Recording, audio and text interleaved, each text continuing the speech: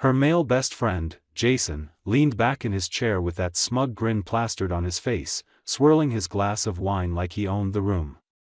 We were sitting at a long oak dining table at Amanda's co-workers' dinner party, the kind where everyone pretends they're happier and richer than they really are. My wife, Amanda, sat beside him, laughing too loudly at his dumb jokes, her hand brushing his arm more than once. And then, in front of everyone, Jason said it. Loud, clear, and cruel. "She could do way better than you." The whole table froze. Forks midair. Glasses hovering at lips. I felt the heat rise in my chest, like someone had just set fire to my insides. My knuckles whitened around the stem of my glass, but I didn't flinch. I didn't look down. I stared right at him. I shut him down with one line, sharp enough to cut glass. "Funny, because the only thing you're better at than me is being an embarrassment." Laughter rippled awkwardly down the table. Some people tried to hide it, others looked at their plates like they wanted to disappear. Jason's smirk faltered, his face twisting, but before he could spit something back, Amanda snapped at me. Her voice was shrill, slicing the air. "Apologize. Right now. Or we're over." Over. Just like that. In front of strangers. Her loyalty wasn't with her husband, it was with him. The man mocking me. The man who sat there, smirking again now, enjoying the chaos he'd stirred. And me? I smiled. That's it. I didn't say a word. No begging, no excuses, no groveling. Just silence. Amanda's eyes burned into me like I'd betrayed her by not bending, by not kissing the boots of her so-called best friend. But what she didn't realize was this: my silence wasn't weakness. It was the sound of a door slamming shut in my soul. That night, when we drove home, she was furious. She ranted the whole way. How I embarrassed her, how Jason was just a friend, how I was insecure and controlling. She lied through her teeth, twisting the story until I was the villain. Every red light was another chance for her to throw venom, every green light another stretch where I clenched the steering wheel so hard I thought it would snap. But I didn't fight back. Not yet. I let her spit her poison, because deep down I knew something she didn't. She thought she'd won. She thought I'd fold, that I'd break under the weight of her threats. But what she didn't understand was that a man who chooses silence isn't surrendering. He's planning. And I was planning. Weeks passed. Amanda's behavior shifted like night turning into day. Late nights, working. Her phone suddenly always on silent. Texts she'd tilt away from me. Perfume lingering on her clothes when she swore she was just at the office. The lies stacked up higher and higher, and every single one of them screamed the truth she would never admit. I started noticing the small things, the way she'd smile at her phone, the way she'd hide it under the pillow. She wasn't careful, she thought I was too blind, too soft, too forgiving. But I was watching. Every move. Every slip. And one evening, I found it. Her purse was left on the kitchen counter, spilling open. Her phone sat there, unlocked. A message popped up from Jason. 3 words. Just 3. "Can't wait tonight." My stomach dropped, but at the same time, there was no shock left in me. Just a hollow confirmation of what I already knew. The affair wasn't a suspicion anymore, it was a reality. I put her phone down gently, like it was a loaded gun. And I laughed. Not loud, not hysterical. Just a small, bitter laugh that echoed in the empty kitchen. Because in that moment, I knew, she was about to learn what done really meant. I didn't sleep that night. I lay there beside Amanda as she pretended to be dead tired, turning away from me, breathing shallow like she was forcing herself into some fake dream state. I stared at the ceiling, running through every detail of her behavior, replaying every lie she had fed me over the last few weeks. And the more I thought about it, the more I realized her betrayal wasn't just physical, it was in the way she'd thrown me under the bus in front of Jason, the way she defended him. The way she made me feel like I was the problem when deep down she was the one digging the knife in. The next evening she dressed up nicer than usual for overtime at the office. Tight dress. Heels. A little extra perfume. She thought I wouldn't notice, but I stood in the doorway watching her smear lipstick on, her hands trembling slightly. She couldn't even look me in the eye. "Don't wait up," she said casually, like she was rehearsing a line in a play. I nodded, kissed her cheek, and let her walk right into her own trap. The moment she left, I followed. Not too close, just enough to keep her in sight. Her car wound through the city, not toward her office but across town, to a bar with tinted windows and loud music spilling onto the street. And there he was. Jason. Leaning against the door, grinning like he'd just won some sick prize. She ran into his arms like I didn't exist, like the vows we made were just background noise. I stayed in the car, heart hammering in my chest, anger and disbelief wrestling inside me. I watched them walk inside together, hand in hand, her head thrown back in laughter. The kind of laughter she hadn't given me in months. I could have stormed in, made a scene, torn the whole place apart, but I didn't. I wanted proof. Cold, undeniable proof. So I waited. 2 hours later, they stumbled out together, closer, Messier, his hand all over her waist as if she was his. They kissed in the parking lot, and for the first time, I felt my chest crack open. It wasn't anger anymore. It was grief. The kind that makes your stomach drop and your hands shake. I drove home ahead of them, sat in the living room with the lights off, waiting. When Amanda finally crept through the door, heels in her hand, I didn't say anything.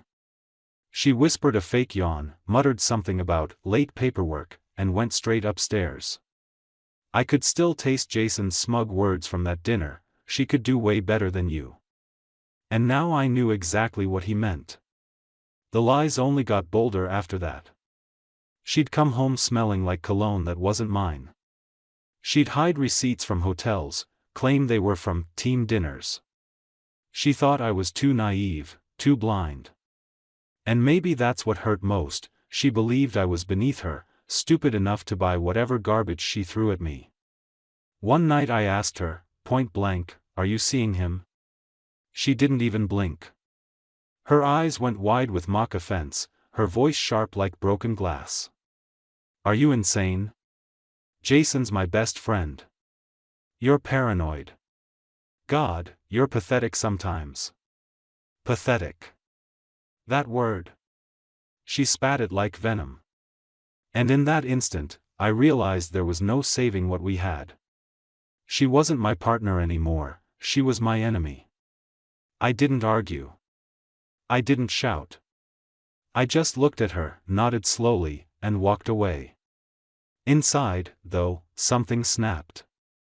She thought she could cheat, lie, humiliate me, and I'd still cling to her? No. Not anymore. Weeks later, when she finally came home from one of her late nights, she found a silence she didn't expect. My side of the closet was empty. My ring was gone from the nightstand. And on the kitchen counter, in the same spot where I'd once seen Jason's text, there was a single note in my handwriting. It read, "Now you'll see what done really means."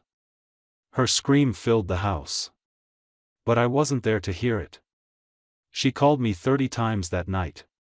30. I watched my phone light up again and again, her name flashing like a warning sign, and I let it ring every single time. I wasn't going to give her the satisfaction of hearing my voice. By the morning, she switched tactics. Long, rambling texts poured in, how sorry she was, how it wasn't what it looked like, how she just needed time to figure herself out. Lies stacked on lies, sugar-coated with desperation. I drove to my brother Daniel's place that day. He'd always been the blunt one in the family, the kind of guy who didn't dance around the truth. When I told him what had been happening, he didn't even look shocked. He just shook his head and said, "Man, we all saw the way she looked at him. You were the only one giving her the benefit of the doubt." That stung worse than I expected. It meant everyone else had known. While I'd been out here playing the fool. Amanda showed up at Daniel's later, pounding on the door like a madwoman. Her mascara streaked down her face, her hair a tangled mess, her voice breaking as she shouted my name. She was playing the victim now, begging to talk. I stood in the hallway, watching through the peephole as she screamed, "Please, just let me explain." Explain what? That she had been sneaking around, laughing at me with him behind my back, letting her so-called best friend humiliate me at that dinner while she defended him? I didn't open the door. Daniel stood beside me, arms crossed, whispering, "She's just afraid she lost control. Don't cave." Days turned into a week. She didn't stop. Flowers at Daniel's doorstep. Letters slipped under the door. Late-night voicemails where her voice swung from anger to tears, telling me I was ruining everything, that I was heartless, that she loved me, that she hated me. The more desperate she got, the clearer it became, she wasn't sorry for what she did. She was sorry she got caught. One night I went back to the house. Not for her, never again for her, but for myself. I needed to see the place that had turned into a stage for her performance. Walking into that kitchen, everything looked normal. Same table, same counters, same photo frames. But the air was poisoned. I couldn't even look at the couch without imagining her sitting there, grinning at texts from Jason while I was making us dinner. I went upstairs and found her asleep in our bed, curled up on my side. The sheet still smelled faintly of her perfume, but all I could think about was his cologne on her skin. I almost woke her up right then, almost dragged her out and demanded she tell me to my face why she'd chosen him over me. But I didn't. Instead, I opened the safe in our closet, pulled out the papers I'd prepared, and set them on the nightstand. Divorce. Final. Signed on my end. The next morning, she stormed into Daniel's again, shoving the papers at me like they were an insult. "You're not serious about this. You're just trying to scare me." I laughed in her face. A real laugh this time, deep and bitter. "Amanda, the only person scared here is you. You lost the game, and you don't even realize it." Her mask slipped then. The fake tears dried up, her face hardened, and the venom returned. "You'll regret this. Jason treats me like a queen. You were just comfortable. Safe. Replaceable." That word echoed in my chest like a gunshot. Replaceable. I didn't argue. I didn't plead. I just stood, walked past her, and left her holding those papers with trembling hands. For the first time in months, the weight lifted. She thought she had broken me. What she didn't understand was that she'd built something else instead. A man who knew his worth. A man who no longer cared if she walked out with Jason, because I had already shut the door behind her. And as I drove away, I knew this wasn't the end. She wasn't done trying to claw her way back into my life. But neither was I done showing her what it meant when a man finally says, "Enough." Amanda didn't take silence well. When she realized I wasn't budging, she turned vicious. One night I got a message from an unknown number. It was a photo of her and Jason together at some rooftop bar, his arm wrapped around her waist, her lips pressed against his cheek. The caption read, "This is what a real man looks like." For a second, the rage nearly swallowed me whole. My hands shook so badly I almost smashed my phone against the wall. But then I stopped myself. That's what she wanted, my reaction, my pain, proof that she still had power over me.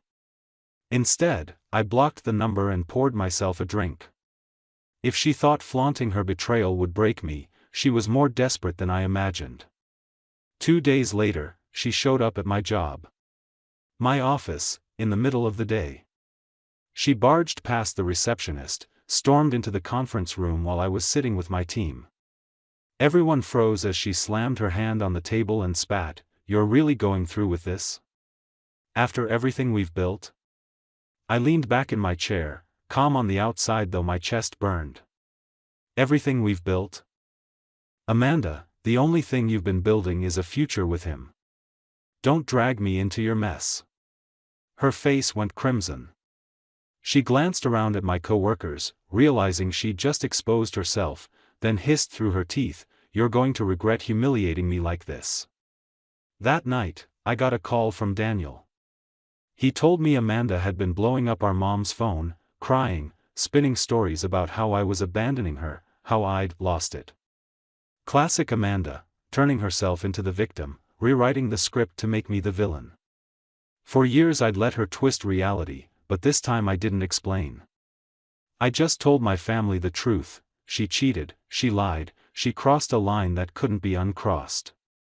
Silence followed, then slow nods of understanding. Finally, the truth was on my side. Meanwhile, Jason decided to crawl out of his hole. He cornered me outside the gym one night, smirk plastered on his face, acting like he'd already won. "You should have known she'd end up with me. We both know she was wasting her time with you." I stared at him for a long moment, weighing my options. Every muscle in my body screamed to knock that smirk clean off. But I remembered the dinner table. His words. Her defense. Her threats. And I realized something: he was nothing more than a prop in her play. A pawn. And pawns weren't worth breaking my hands over. So I smiled. Just like I had that night at dinner. And walked away. The silence drove them insane. Amanda called me again and again, her voice swinging between venom and desperation. Some nights she'd scream, "You'll never find anyone better." Other nights she'd whisper through tears, "Please, just come home." Jason sent smug messages about how happy they were, how I should move on. But deep down I knew they weren't happy. They were clinging to each other, fueled by nothing but spite. One night, Amanda showed up drunk at Daniel's again. She sat on the steps outside, mascara smeared, hair a mess, crying into her hands. "He doesn't love me like I thought," she sobbed when I finally stepped outside. "He's not you. He doesn't care." I stood there, watching the woman who had once been my entire world unravel into pieces. Part of me almost felt pity, almost. But then I remembered the cologne on her skin, the texts, the rooftop photo, her shrill demand for me to apologize at that dinner. And the pity vanished. "You made your choice, Amanda," I said quietly. "And so did I." Her head snapped up, eyes blazing. "You think you're better than me?" she spat. "You're nothing without me." I didn't answer. I just walked back inside, locked the door, and left her sobbing on the steps. That was the night I realized I was finally free. Weeks passed, and the silence between us turned into something permanent. Amanda tried everything: threats, tears, fake apologies, even parading Jason around town like some prize. But the cracks showed quickly. Friends who once tolerated their little act stopped inviting them out. Jason wasn't the charming best friend in the shadows anymore. He was the guy who stole another man's wife, and people treated him like it. Amanda hated that. One afternoon, I got an envelope in the mail. Inside were receipts, hotel bookings, dinners, even jewelry, all charged to our joint account. She had the nerve to use my money for him. My lawyer didn't even flinch. "This just makes the divorce easier," he said, sliding the papers back toward me. "Judges don't like when one party plays games." That night, Amanda showed up at Daniel's again, this time not crying but furious. She shoved the envelope at me and screamed, "You're spying on me. You're trying to ruin me." Her voice cracked, but her rage carried. Neighbors peeked through curtains as she ranted on the porch, calling me every name she could spit out. I stood there, calm, watching her unravel in public. Finally, I said, "Amanda, you ruined yourself. All I did was stop cleaning up after you. She froze for a second, then her face twisted into something ugly. Jason was right, you were always too weak for me. At least he knows how to treat me like a queen. I leaned closer, my voice low enough so only she could hear. Queens don't sneak out of bars at 2 in the morning. Stumbling into motel rooms. Queens don't burn down their own castles just to feel wanted. Her lips parted, but no words came. For once, she had nothing to throw back. She turned and stormed off, slamming her car door hard enough to rattle the windows. That should have been the end. But Amanda wasn't the type to let go. A week later, Jason himself called me, slurring, drunk, spitting threats into the phone. You don't know who you're messing with, man. She's mine. She's not coming back to you. I laughed. A real, sharp laugh that made him stumble over his words. Jason, you're the one who doesn't get it. She's not mine, she's not yours. She's nothing but her own mess.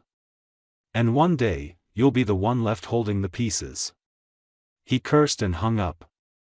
And just like that, I knew their fairy tale was cracking. Days later, Amanda posted photos on social media, her and Jason on some cheap getaway, smiling like they had it all. But her eyes told the truth. Forced, strained, hollow. I scrolled past without a flicker of anger. She thought I'd break seeing her flaunt what she had.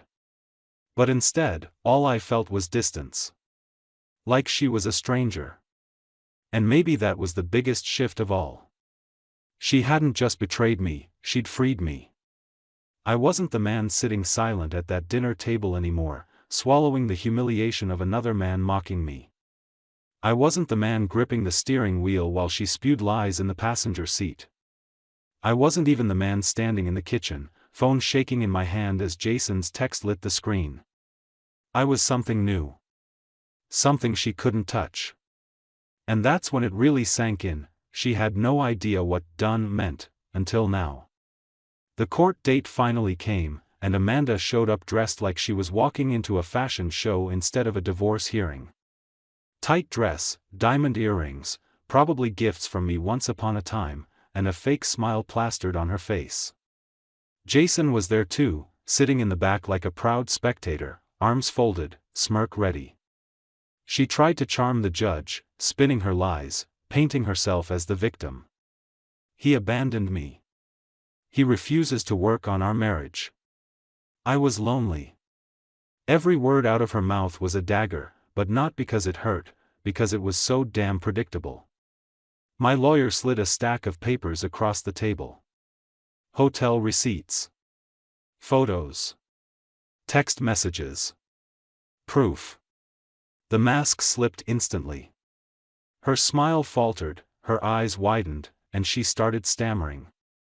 For the first time, the performance collapsed in front of everyone. Jason shifted uncomfortably in his chair, no longer smirking. Amanda turned to him, eyes pleading for backup, but he didn't move. He just sat there, silent, as if he'd suddenly realized his role in her story wasn't the hero, it was the fool. The judge didn't waste time. Divorce granted. Assets split cleanly, but not in her favor. She walked out of that courtroom pale and trembling, clutching her bag like it was the only thing she had left.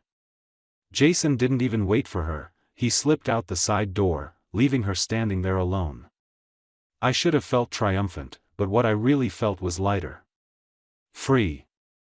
Like I'd been carrying a mountain on my back and finally dropped it. That night, Amanda showed up one last time. She was shaking, her voice raw, mascara streaked again. You don't understand, I didn't mean for it to go this far. Jason doesn't care about me, not really. Please, just give me another chance. Her words washed over me like static. I thought about every lie, every insult, every betrayal. I thought about her siding with him at that dinner, demanding I apologize while he mocked me. And I realized she wasn't begging for me, she was begging for control. You finally got what you wanted, Amanda, I said quietly. You're free of me. And I'm free of you. Her face twisted, the tears instantly drying, replaced by that venomous glare I knew too well. You'll regret this, she hissed. No one will ever love you like I did. I opened the door wide, gestured outside. Exactly. And thank God for that. She stood frozen for a moment, then stormed out into the night. The sound of her heels faded down the driveway, swallowed by the dark. I closed the door behind her, leaned against it, and exhaled. For the first time in years, the house was silent, truly silent. No lies, no screaming, no venom. Just peace. And as I stood there in the quiet, I realized something. She thought betrayal had broken me, but all it had done was sharpen me. She thought she'd left me shattered, but instead, she had carved out a man who would never again mistake manipulation for love. Amanda was gone. Jason was irrelevant. And me? I was still standing. Stronger. Smarter. Untouchable. That was the real ending she never saw coming. Months passed, and the dust finally settled. Papers signed, house sold, accounts split. Amanda disappeared from my daily life like smoke after a fire, but every so often, whispers of her choices reached me. Jason hadn't lasted long. Without the thrill of sneaking around, without the drama of stolen nights, they crumbled fast. Friends said they fought constantly: money, trust, jealousy. He accused her of still wanting me, and she accused him of never being enough. The irony was almost poetic. One evening, I ran into Jason by pure chance. He looked nothing like the cocky man who once sat at that dinner table mocking me. His face was tired, his shirt wrinkled, his eyes hollow. He muttered something about Amanda being crazy, and how he should have stayed away. I didn't even respond. I just walked past him, because he wasn't my problem anymore. He never really was. Amanda, though, tried again. A message came through late one night: I made a mistake. I miss us. Please, can we meet? I stared at the screen, and for the first time, I didn't feel anger, or sadness, or longing. I felt nothing. Her words had no weight anymore. They were just empty air, falling into silence. I didn't reply. Instead, I started living again. I reconnected with old friends I had neglected while drowning in her chaos. I picked up hobbies I'd abandoned: boxing, hiking, late-night poker games with Daniel and his buddies. My life stopped revolving around her moods, her lies, her betrayals. The world opened up, wide and bright, and I finally remembered what freedom felt like. But freedom came with lessons, too. I replayed those nights in my head, not to torture myself, but to carve the truth deeper into me. The truth that loyalty isn't proven by words but by actions. The truth that love without respect is poison. The truth that silence can be louder than shouting. Sometimes I think back to that dinner table, to Jason's smug grin and Amanda's shrill demand: apologize or we're over.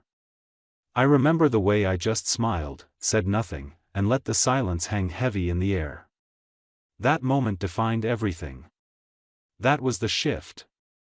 She thought she had cornered me, but all she did was show me who she really was. And if I could give advice to any man standing where I once stood, it would be this: pay attention. The small lies lead to bigger ones. The subtle disrespect becomes open humiliation. Don't wait until you're drowning to realize she's the one holding your head underwater.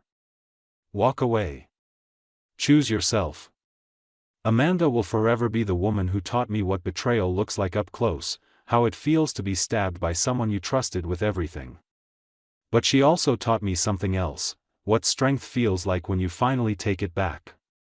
I don't hate her anymore. Hatred would mean she still mattered. Now, she's just a ghost from another life, a warning etched into memory. And me? I'm alive. I'm free. And I'll never let another person convince me that silence is weakness. Because silence, when used right, is the sound of power. Years later, the scars are still there, but they don't ache anymore. They're just reminders, quiet marks of where I've been and what I've survived. Amanda faded out of my life the way storms do. Violent, destructive, unforgettable, but eventually gone, leaving behind a clearer sky. I heard she bounced from man to man, always chasing something she couldn't hold. Jason was just the first in a long line of disappointments. None of it mattered to me anymore. I built something stronger out of the wreckage. A new home, a new circle of people who actually respected me, a new version of myself that wasn't afraid to walk away from poison. And for the first time in years, I didn't wake up with anger sitting heavy in my chest. I woke up light. Free. Sometimes people ask if I'd ever take Amanda back if she changed. The answer comes faster than breath, no. Because change isn't in her nature. And even if it were, some lines, once crossed, can't ever be erased. Forgiveness doesn't mean forgetting, and I'll never forget the night she demanded I apologize while her so-called best friend mocked me. That was the night I saw her for who she truly was. That was the night I started planning my escape. Looking back, I don't regret the pain. Without it, I would still be stuck in that illusion, still making excuses for someone who thrived on disrespect. Betrayal burned me, but it also carved me into a man who refuses to settle for less than loyalty, honesty, and respect. If I had to give one piece of advice to anyone in my shoes, it's this: don't wait for her to admit the truth. She won't. Don't wait for her to change. She can't. Don't waste your life fighting for someone who treats you like you're replaceable. Walk away, even if it breaks you in the moment. Because on the other side of that pain, you'll find yourself again. Amanda thought she broke me. Jason thought he won. But here I am, standing stronger than ever. And them? They're just names in a story I'll never bother to tell twice. Done. That word carries weight now.